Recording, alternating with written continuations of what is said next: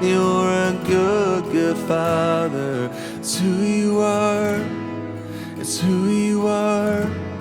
It's who you are. And I'm loved by you. It's who I am. It's who I am. It's who I am.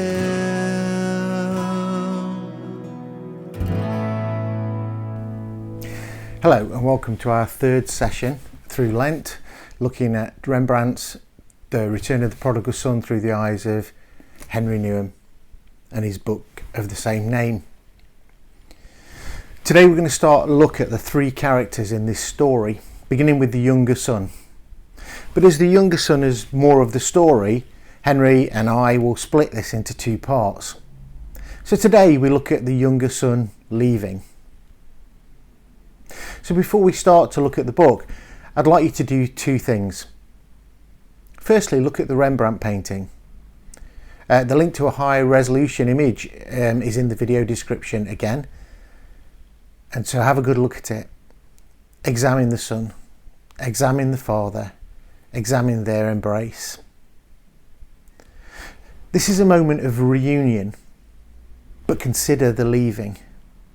What do you see or feel about the painting and thinking about the son's leaving?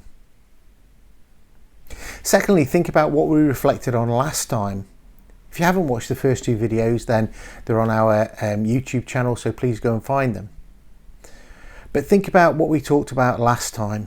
We talked about home, and especially about a spiritual home. When have you left home? What tempted you away? What voices were calling you? Stop the video and have a think about those two things. Maybe read again the prodigal son in Luke 15.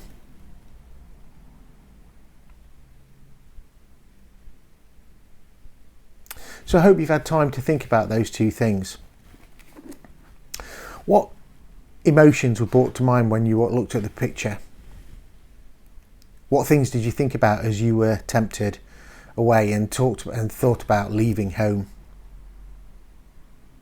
I wonder when the voices started calling the son away. I wonder what they were. People he met in the marketplace who told him tales of faraway places, wonderful things. What discontent brewed in that family and that family home? Henri Nouwen talks about Jesus' temptation. He was tempted to go away from the Father, to break promises, to claim things which he shouldn't claim. We're all tempted away from home in some way.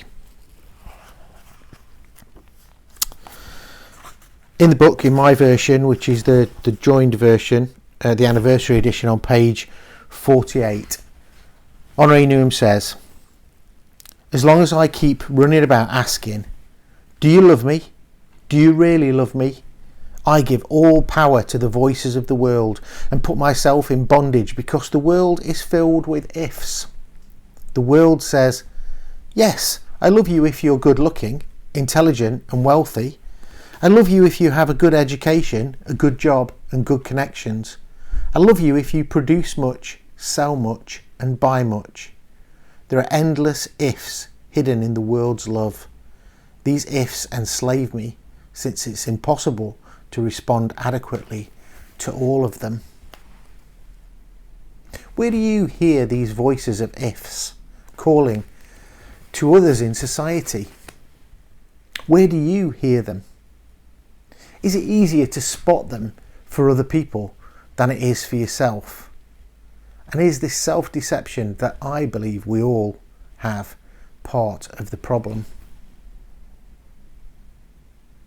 We're all called away from home by the temptations. That's what we call it as Christians, isn't it? Temptations.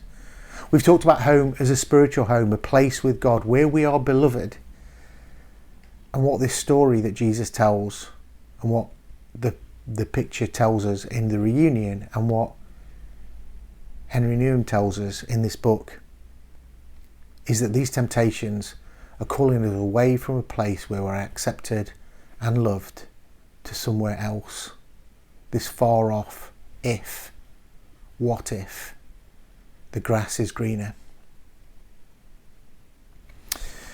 Henri talks about what this request means to the father. Have you heard this before? That this is such an offensive request. That in asking for his inheritance, for asking for his portion at this point while the father's still alive, the son is literally in this society asking or wishing that the father was dead. It's a threefold offence.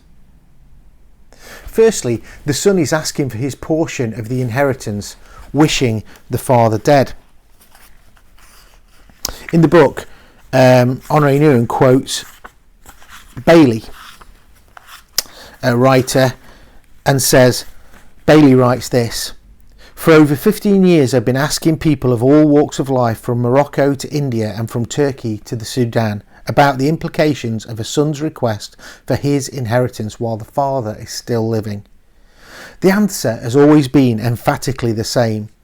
The conversation runs as follows: Has anyone ever made such a request in your village? Never. Could anyone ever make such a request? Impossible. If anybody ever did, what would happen? His father would beat him, of course. Why?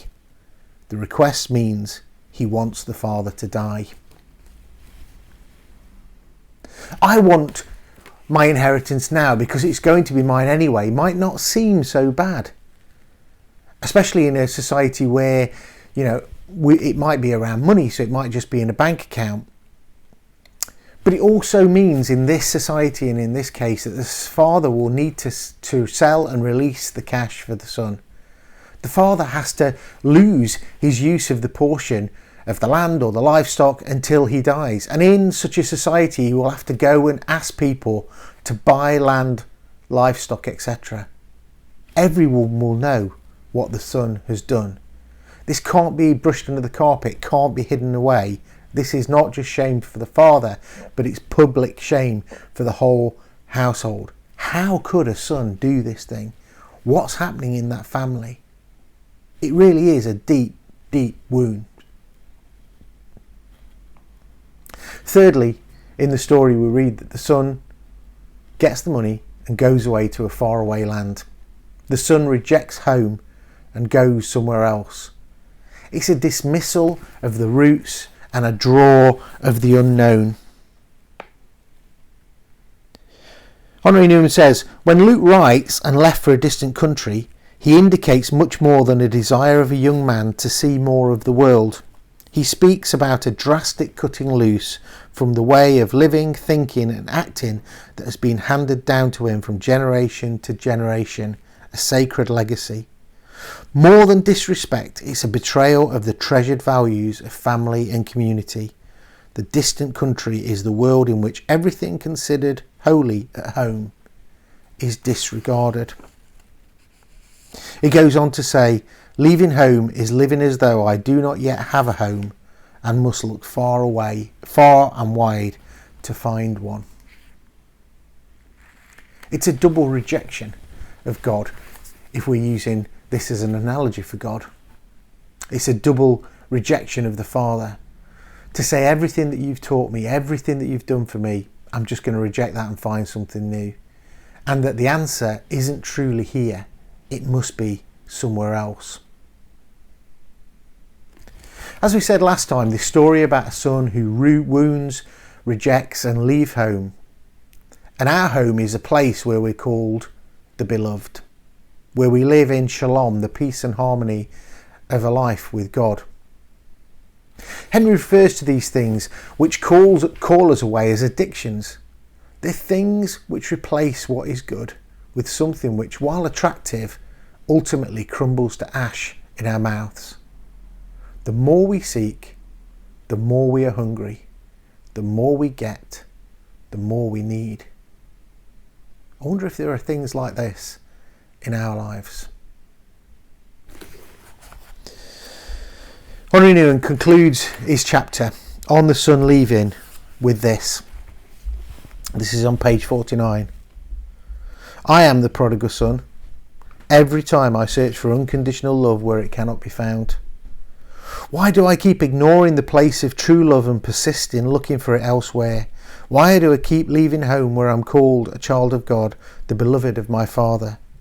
I am constantly surprised at how I keep taking the gifts God has given me, my health, my intellectual and emotional gifts, and keep using them to impress people, receiving affirmation and praise, and compare for rewards, instead of developing them for the glory of God. Yes, I often carry them off to a distant country and put them in the service of an exploiting world that does not know their true value. It's almost as if I want to prove myself to the world that I do not need God's love, that I can make a life on my own, that I want to be fully independent. In sociology, there's a picture of development.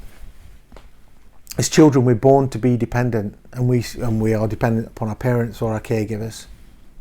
As we move into teenage years, we start to exercise our dependence, our independence. We want to break away from everything that was dependent on us.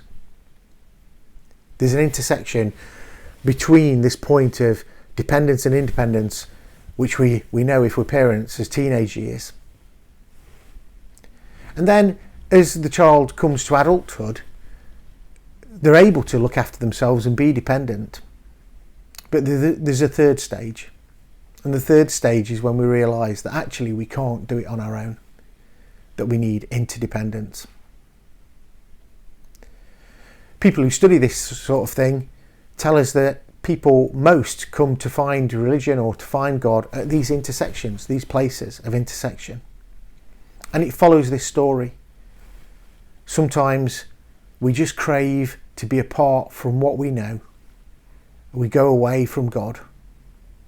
And sometimes we need to learn that actually we need to get back home, where we're called a beloved, where God loves us unconditionally. All of those things that we seek elsewhere, when we want people to tell us how clever we are, how good looking we are, or not in my case, when we want people to build us up, put us on pedestals, all of those things mean nothing really, when there's a God who truly loves us just as we are.